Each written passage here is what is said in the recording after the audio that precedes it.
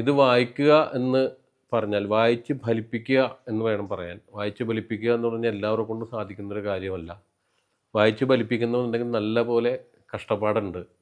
കാരണം ഒന്നാമത് ഇത് ശ്രുതി ചേർക്കുക എന്നുള്ളൊരു കാര്യം. അതുകൂടാണ്ട് ഈ വാദ്യത്തിനുള്ളൊരു പ്രത്യേകത, ഒരിക്കലും ശ്രുതി കൂട്ടുവാൻ പറ്റില്ല, ശ്രുതി കുറയ്ക്കുവാനേ പറ്റുള്ളൂ. അത് ഈ മെഴുക് എന്ന് പറഞ്ഞു വെച്ചാൽ ഞാൻ വെക്കുന്നത്, പലരും പല രൂപത്തിലുള്ള മെഴുകാണ്, ഞാൻ വെക്കുന്നതാണ് ഈ മെഴുകാണ് വെക്കുന്നത്.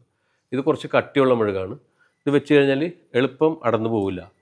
അപ്പോൾ ഈ മെഴുക് വെച്ചിട്ടാണ് നമ്മൾ ഇത് മുഖർശംഖ് ശ്രുതി ചേർത്തിട്ടാണ്, ശ്രുതി ശുദ്ധമായിട്ടാണ് നമ്മൾ വായിക്കാറുള്ളത്.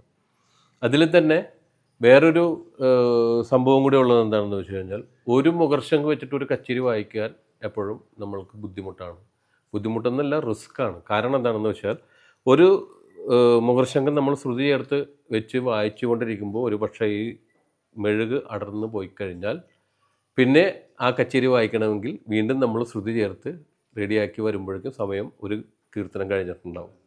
അപ്പോൾ അതുകൊണ്ട് നമ്മളൊരു 3-4 ഒരു ശ്രുതിയിലുള്ള ഏറ്റവും കുറഞ്ഞത് ഒരു 4-5 വാദ്യമെങ്കിലും വേണം.